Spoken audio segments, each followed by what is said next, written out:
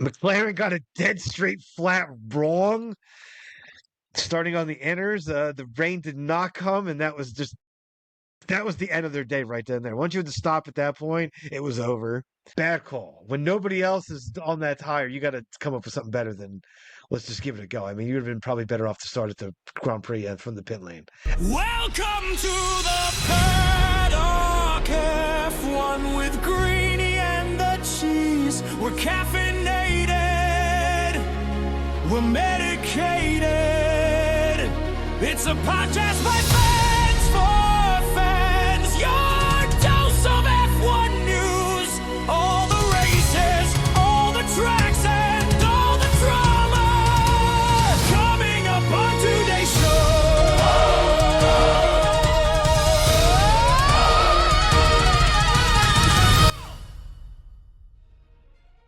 Yes, yes, yes. I know what that sound means. Time for In the Paddock F1. Gritting the cheese. Round 5 of the 2026 F1 season takes us to the Great White North. Back to Montreal for the 55th time. It is the Canadian Grand Prix. And while you're there in Montreal, check out the Old Town. Say it looks like Paris. I'm not so sure about that, but really can't compare it. Although when I walked through it, I was pretty darn trashed, so I really can't give an accurate accounting for that.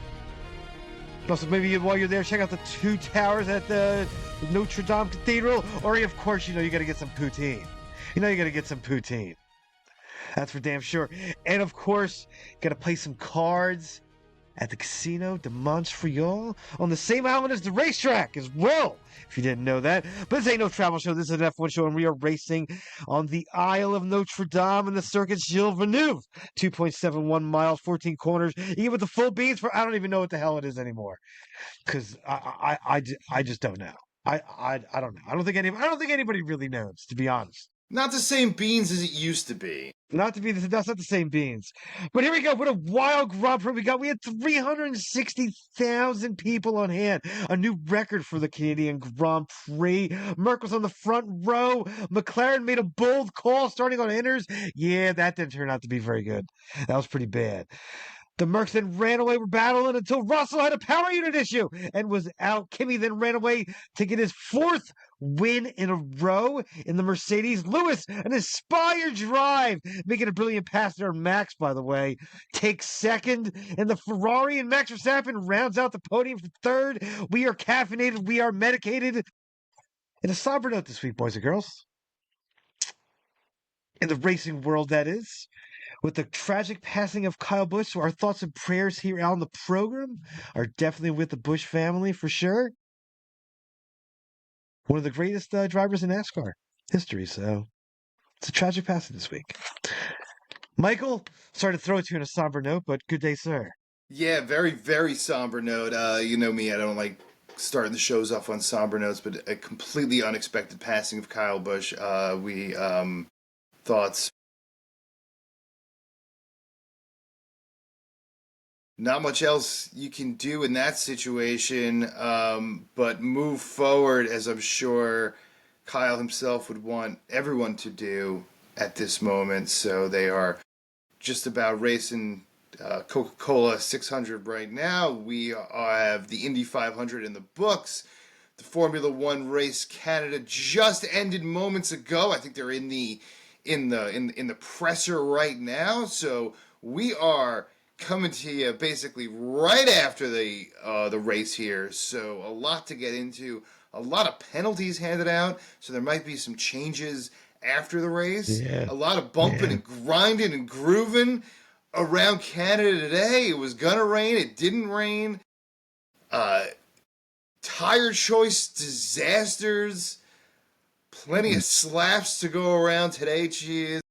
But of course, we are going to start it off with Kimi Antonelli not just winning 1 to start his career, 2, 3, 4 in a row, cheese. Ain't that something? He is putting himself in elite rare air every single time he revs his engine and gets on the track. How we feeling about Kimi today? How are we feeling about McLaren, George Russell, Max Verstappen on podium? Ferraris looking like Ferraris again? A lot happening here in Canada. Oh, a lot. There's a A lot going lot on. Damn happening. So sure. break it down A for lot us, going Chiz. on. We'll start out Kimi Antonelli. He has 4 straight win in a row. Humongous. Definitely benefited from Russell having the power unit issue there, for sure. But because they might have actually shut down that fight because that was starting to get a little rough and close and madness too between him and his teammate George there for a minute there. But gotta give it up to him. He's just the Mercedes basically they also nailed their upgrades. Let's be dead honest. I mean, they were flying this weekend. The only thing that was slowing them down was when they were fighting each other. Other than that, they would have, put massive amount of distance between them and the field. It just how quick they were. Russell definitely a tough break. Nothing more you can really say about that. I mean, that stuff happens, but right now, especially the timing that it happened, it's is there a little karma animal going on there? I don't know. But something's definitely, he's definitely on the bad luck train right now for sure. To his teammate Kimi. McLaren got a dead straight flat wrong. Starting on the inners, the rain did not come, and that was the end of their day right then and there. Once you had to stop at that point, it was over. You knew that. For damn sure, they might have actually even possibly been better pitting at the end of the formation lap and changing their tires and taking the hit to start back there. And then they, because they ended up not being too bad with all the other cars that were going out there and during the Grand Prix and different strategies and things. I mean, Oscar didn't end up with a horrid finish, and Norris was in the points until he had his gearbox issue to knock him out of the race. So that was just a bad call. Bad call. When nobody else is on that tire, you got to come up with something better than let's just give it a go. I mean, you would have been probably better off to start at the Grand Prix from the pit lane at that That's point. a midfield. That's like a mid-pack.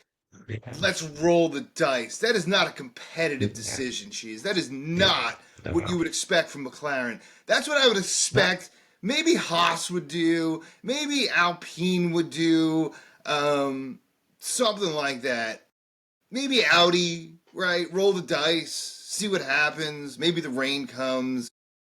And then, yeah, the absolute disaster. We didn't even get to all the Arvid Lindblad. Just absolute disaster beginning. Couldn't even get the car started. Obviously not his fault, but another mechanical disaster right off the bat. It was just a mechanical hell today. I don't know if the gremlins were out on the track, Cheese.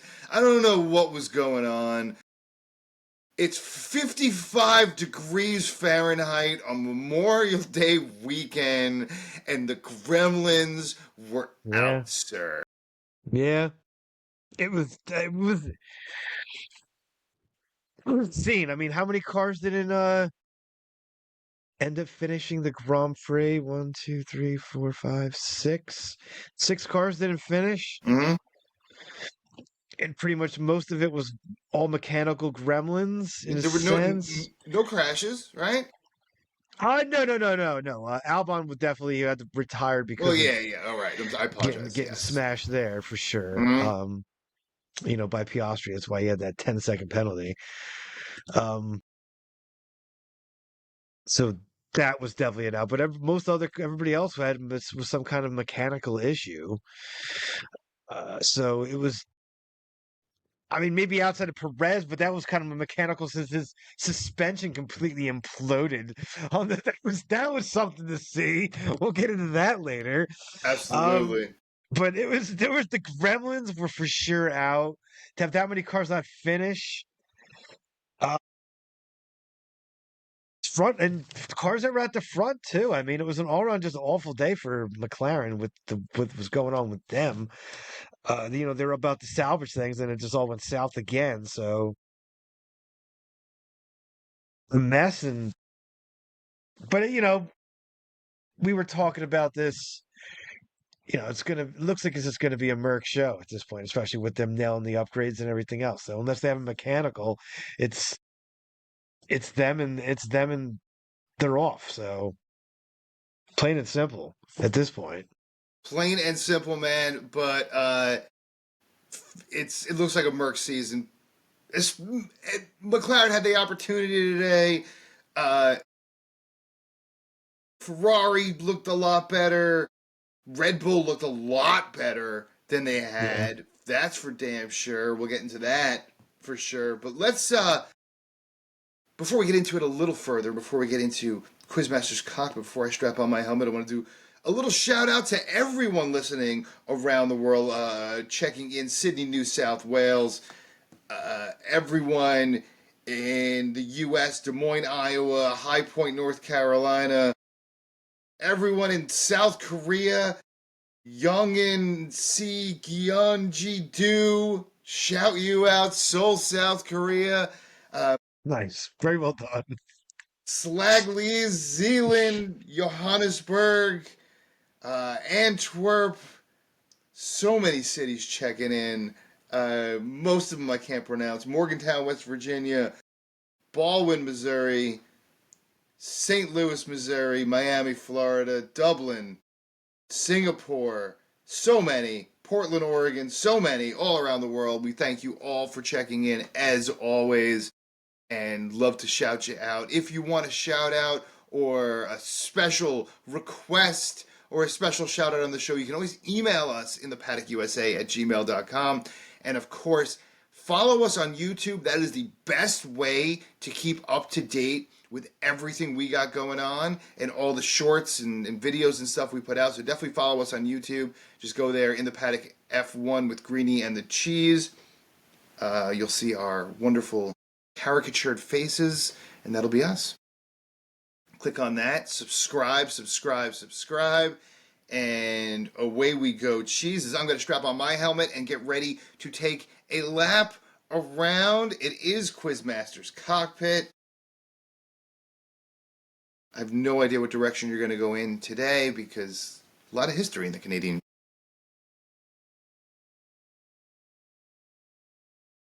Question number 1, sir. Are you ready? This one's pretty much a cupcake, so. All right. The wall at the final corner is known as what?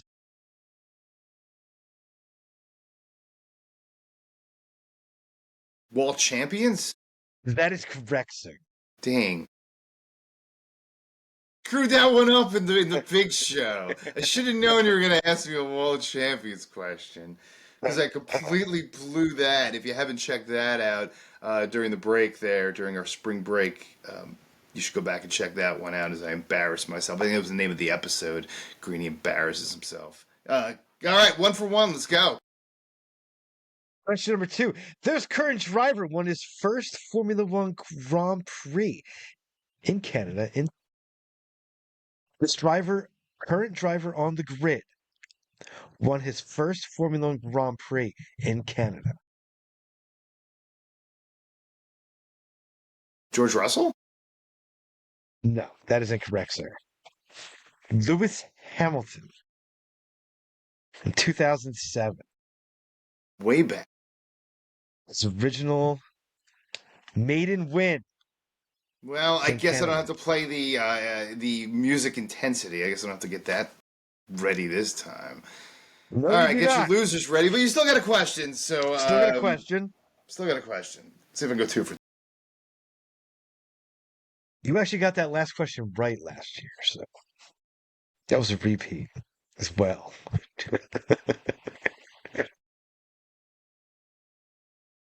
In 2011, this driver won the Canadian Grand Prix, making 6 pit stops and making a pass on the final lap to get the win. Who was that driver? Sebastian Vettel? That is incorrect. He actually was passed on the final lap. And the driver that passed him was Jenson Button.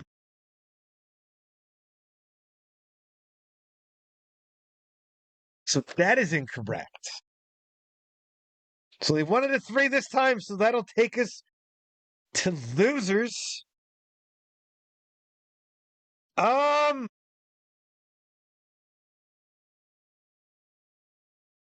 I mean, Alex Albon, all around bad weekend, just straight up on the back foot.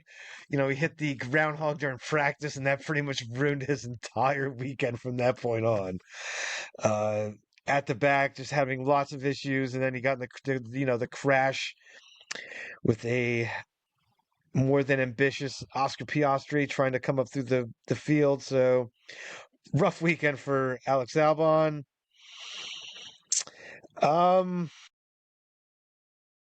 I mean, you brought it up earlier too. Lindblad didn't even get to start the Grand Prix.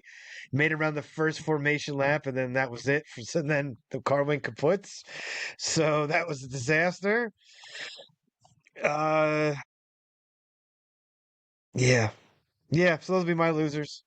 Go with those. Lance Stroll can't out-qualify. He can't out-qualify anyone. First of all, here's a guy who's got the worst percentage of any driver in history, by far, of being out-qualified for anyone who has over 100 Grand Prix starts. Not even close. He's at like 26% of the time that Lance Stroll has out-qualified his teammate. Now he couldn't even out-qualify Sergio Perez. He can't out-qualify the Cadillacs now. At least your teammate out-qualified the Cadillac. Forget about Fernando. You can't out-qualify anybody. Lance Stroll. And then starts off the race, looked pretty good, and then, of course, completely fell on his ass again, finishing 15th. And Esteban Ocon, you want to put your money where your mouth is, because he just keeps falling back and back. I know a lot of chitter chatter this week about him. We'll get to that in a minute. But, man, Ocon, you got to get yourself together here, because this was a race that this is a track that you performed well at before, and definitely just a piss poor weekend all around for Esteban Ocon, completely outclassed by his teammate, which we'll get to in a moment. And those are my losers, sir. All right, so let's take us to winners. Give it up to the Ferraris, my friend. Third and fourth. I'm sorry, second and fourth. Excuse me. Spire drive by Lewis today. All weekend, to be honest. I mean, he was kind of on it all weekend. I mean, the Ferrari has a good chassis, and it's good in the corners, just lacking the power. That's what if it had the power, we might actually have had a fight this season at the top, to be honest. So, absolutely inspired drive by Lewis. Leclerc was struggling a bit and still threw that thing into fourth. Held on there, almost lost it there at the end.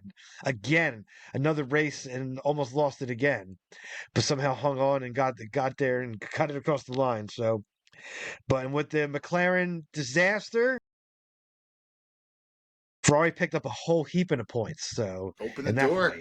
Open the door. So when the door's open, you got to walk through it, and Ferrari did. Yeah, damn right.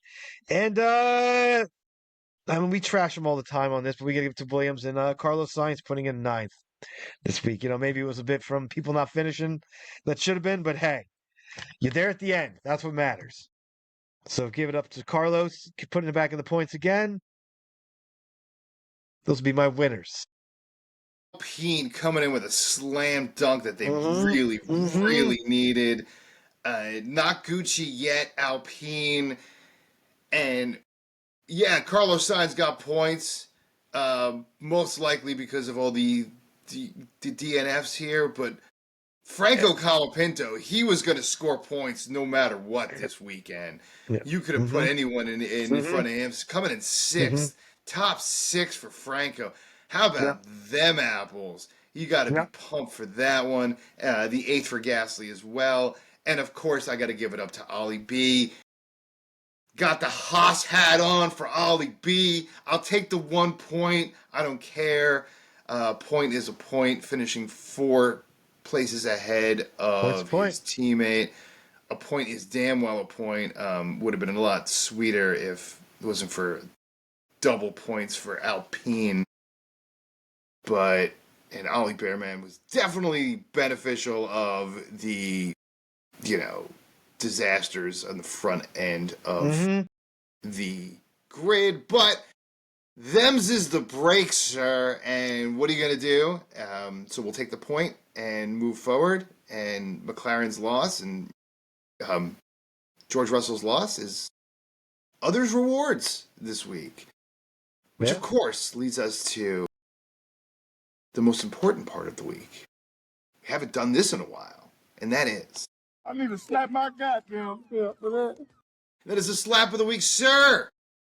And I'll take this one, because speaking of Haas, and speaking of Esteban Ocon, Ayao Komatsu was pissed as hell. And had good reason to be pissed as hell, because there's online crap talking about these rumors about Esteban Ocon and wanting to leave the team. And Ayao Komatsu's a pretty level-headed guy, but he's dropping absolute bullshit and fucking hell at the journalists there. And that is not something that we normally hear from the mild-mannered Ayao Komatsu. So I'm not going to slap him. I think I'm going to give it over to him, the slap, ceremoniously, so he can give those journalists a big slap in the face like he really wants to. Because that's a well-deserved slap for somebody. Now, these rumors might end up being true, as rumors often do. And Esteban Ocon could be gone somehow mid-season. It's true. But Ayu definitely wants to slap someone. So, man, let the man slap. Drop them slaps. Because every once in a while, these journalists need to get a slap in the mouth. I don't know if it's fake news or not. Probably isn't, to be honest. But, we'll see what happens. And that is, of course,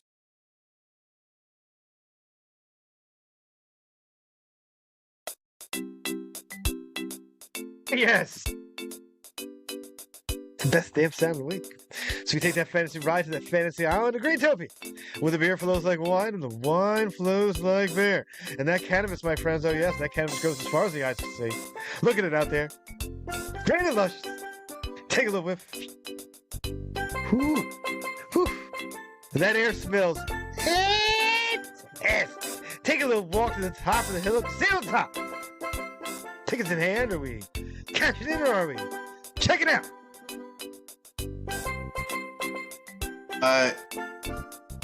Like a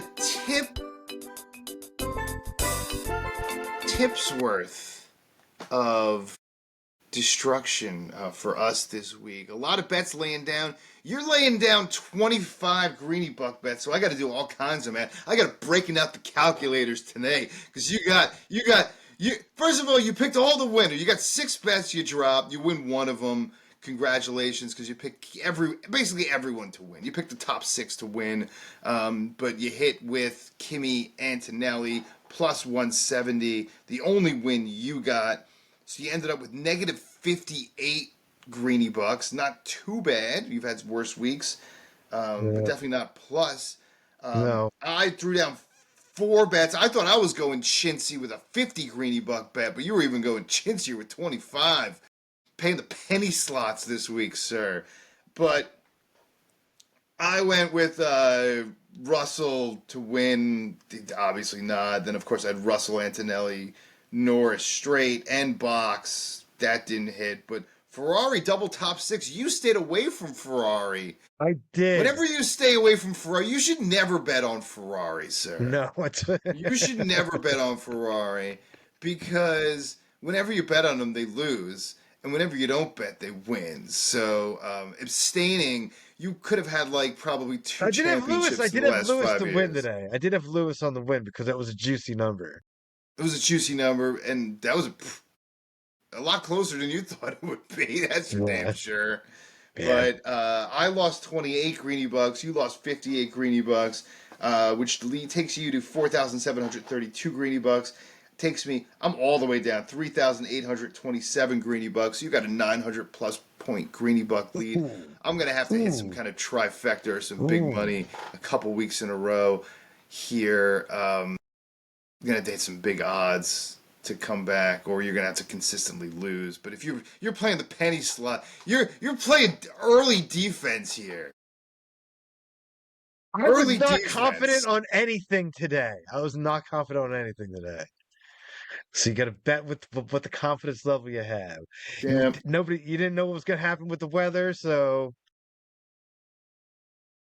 that's why I put some juicy numbers on, Lewis and Max for the win because bet on a veteran if it rains. So Right on. So, of course, hit us up at in the Paddock USA at gmail.com with your bets and wins each week. And you could always, of course, hit us up on YouTube whenever we drop those post-race gambling highlights. Anyway, Cheese, the most informative part of the bit of knowledge on you and see what's going on around the news ticker. And of course, it's time for In the News. What do we got for news? so actually a bunch out there, to be honest, especially since it's a big racing day. But of course, we got Christian Horner news. This has been spitting around out there that he might be coming back to F1, but not part of a current team. He could be coming back with the Chinese manufacturer BYD, which produces the electric cars in China. So that was a spicy meatball, and that was from multiple sources as well. We're all spitting that out. So that might actually have some steam behind it to be the 12th team on the grid, too. So that would be very interesting. See what happens with that. You got 24 thoughts? cars, very sexy 24 cars. Listen, I'll take any more teams. It's really just livened up the grid, gives an opportunity for drivers to be on the grid, gives an opportunity for drivers to surprise somebody. I mean, what a great story would be if a Sergio Perez or Bottas get a 9th or 10th this year. Mm-hmm. That would be a story right there. So, those are always exciting, and just adding to the grid, of course, gives you more news, gives you more news opportunities. And again, we are in the business of entertainment. It's not the sports world. None of the sports world is the sports world it used to be. This is the entertainment business. And the more teams you have, and the more drivers you have, the more potential news and news cycle you have. You need news every single day when it comes to all of these sports, especially Formula One. And the more teams you have and drivers you have, the more potential news stories you got. And the more young drivers could get highlighted as well and get jobs where there might not have been a position before. Sure. All right, news story number 2. Formula One legend Alan Prost was apparently injured in a masked raid. How about that shit?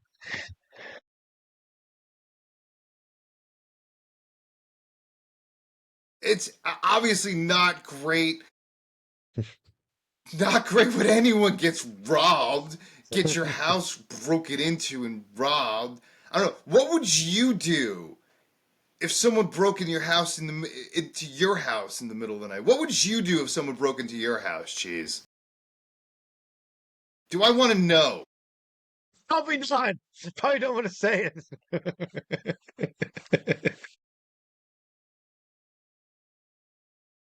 So I'll say I'll go there. Packing heat under the pillow there, sir. Don't want to be Not breaking in say. this man's house. Will not say. It's fair. I do live in America, so. All right, so listen. Hopefully, the four-time champion recovers quickly from his injuries, and hopefully, insurance covers all that mess. Because that sounds like a mess to me. All right, what else you got? We'll go to the Indy 500, which had the closest finish of all time at 0.02 seconds. It was quite a ridiculous finish as Rosenquist wins his first Indy 500. It's an absolute ridiculous race. Pretty much went up to the exact, almost at the same time as the Grand Prix started there with the the rain delay they had as well. So, but ridiculously close finish. I don't know if you watched it, sir. I was having the double TV going on for that action because it is race day. Absolute closest finish is Al Unser Jr. back in the day. Yes. Uh-huh. Anytime you can get to drop an Al Unser Jr. In there, it's always a good show. Whenever you get to drop an Al Unser Jr. Yeah, but that damn close race by a whisker, sir. You think Formula One's exciting and close? That was about as close as you can get. That was an insane finish. That was insane. I was on my feet when I was watching that, so because that was ridiculous. Final story we got also pertains to the Indy 500 week.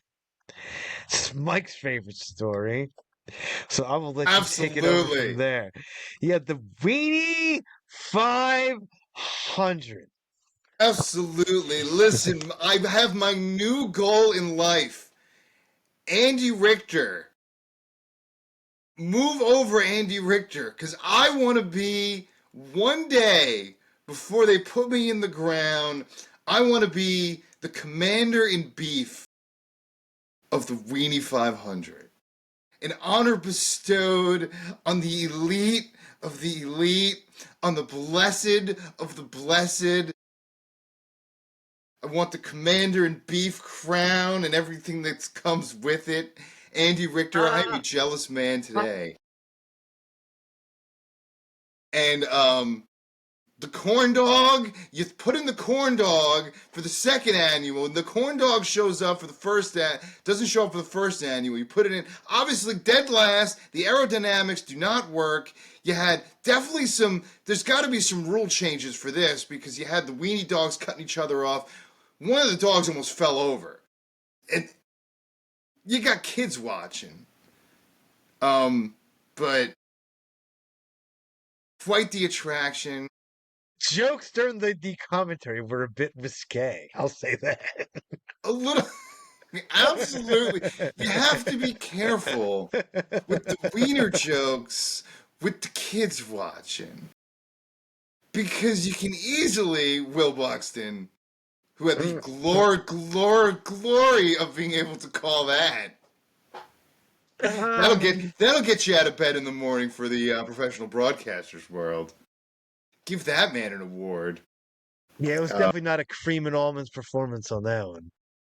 No cream and almonds on top of that one. That's your new line. You love that after hearing that one drop this weekend. Well, geez, I think, is that all the news we have? That's all the news that I have for the week, sir. That is all the news and the show we have this week. Of course, we will be back shortly in another week. We are off next week for no race next week, correct? No race next week. 2 weeks. Where are we going next? The glitz, the glam, baby. It's the Monaco Grand Prix. Should have been frickin' A. Should have been today. That's goddamn right. But I'm actually looking forward to it with these smaller cars. I think we might get some actual action in Monaco this year. Well, Monaco is always the Tour de Monaco more than the Grand Prix de Monaco. I think we might get some action again. hope, listen, from your lips to God's ears. Thank you all for joining us. As always, say what you got to say, brother. Thanks for listening. Please hit that subscribe and like button. If you made it this far, why the hell haven't you? Yeah, yep. That's for damn sure. And as always, my friends, stay medicated. We'll catch you next week. Peace. With Greeny and the cheese. Coming live from the US of A. Podcast groove. The boys bring you the F1 news. Everything you need, so you know just what to do.